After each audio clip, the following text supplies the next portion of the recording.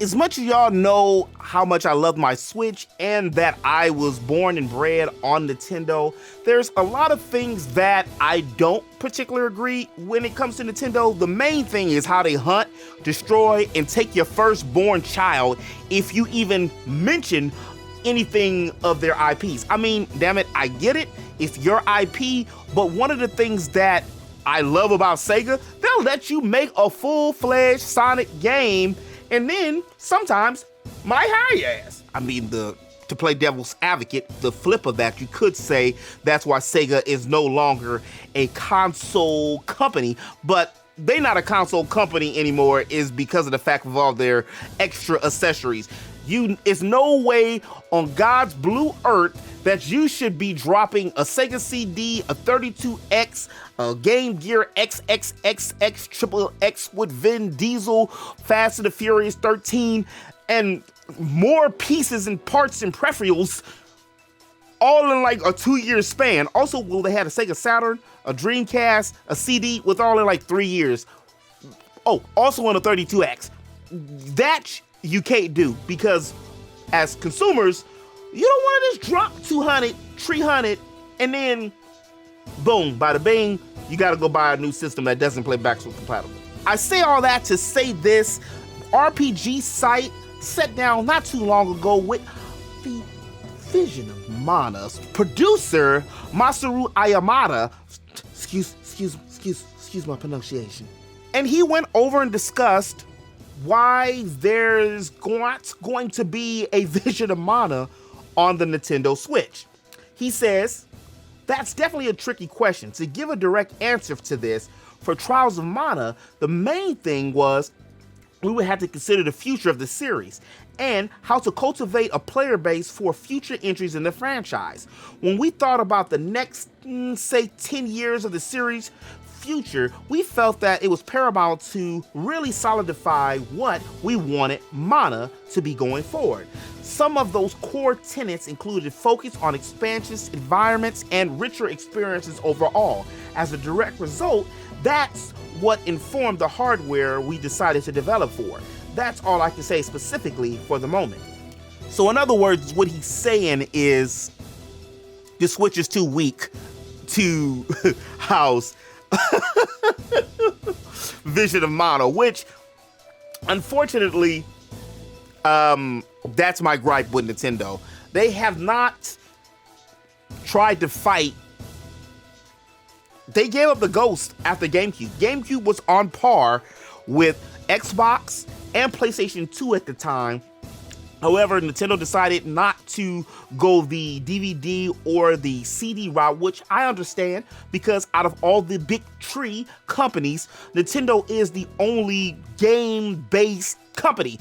They're the only one that started as a card game and still only making games. Yeah, they make other entities and movies and have their own land now, land as in theme park, but Sony does movies, TV, music, and Microsoft is a tech conglomerate, so they have other factions and stuff. If Nintendo don't make games no more, Nintendo don't make money no more, which is why I believe that they decided to backscale and not compete, because if you compete with Xbox and PlayStation, you're gonna have to spend some extra dough. Also, I mean, we're still buying Nintendo systems, so why should they change the formula? i.e., why should they change Zelda and keep on giving us the same format when we're gonna buy it?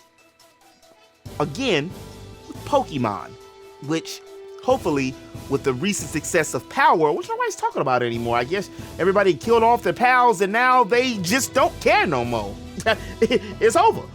They keep buying it, so they're gonna keep on making it, and then we're trapped in this whole GTA 5, Mario Kart 8 for the last 10 years loop.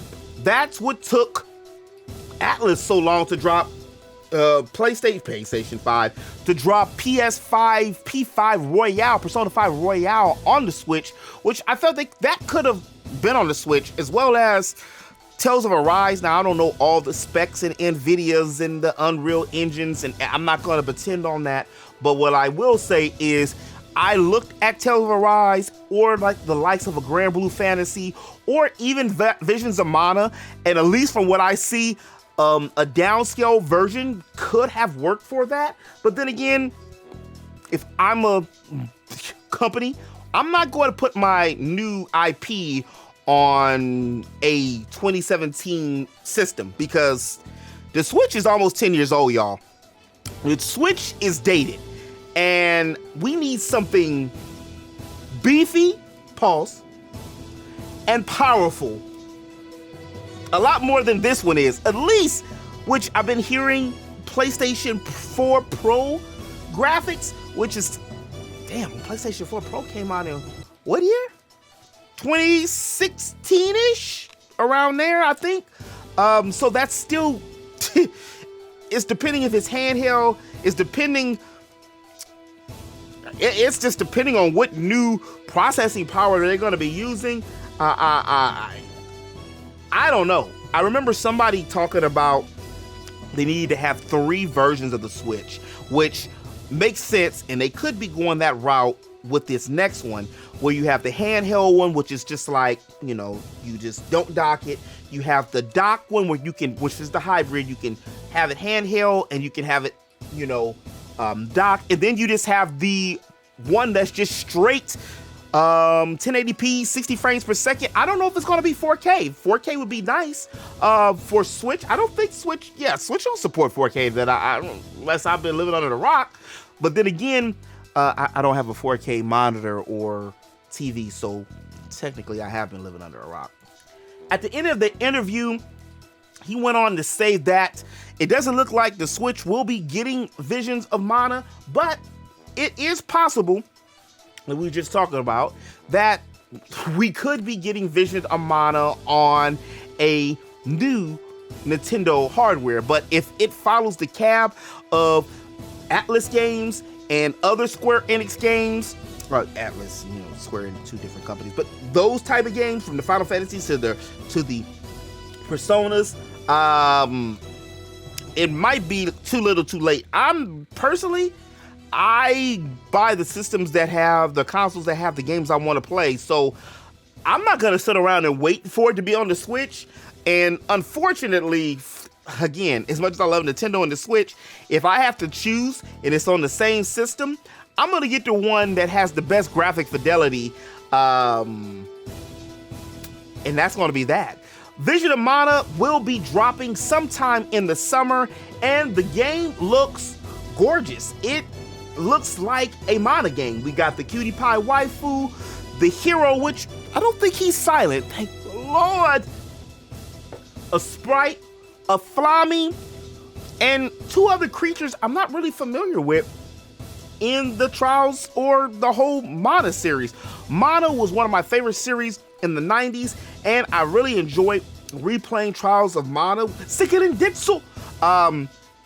And I need to go back and beat that, speaking of. But now that I think about it, I might just wait to do too much recording and stuff of Trials of Mana and just save all my love for Visions of Mana. That actually might be a good idea. But anyway, interweb, let me know in the comment section below, are you guys excited about Visions of Mana?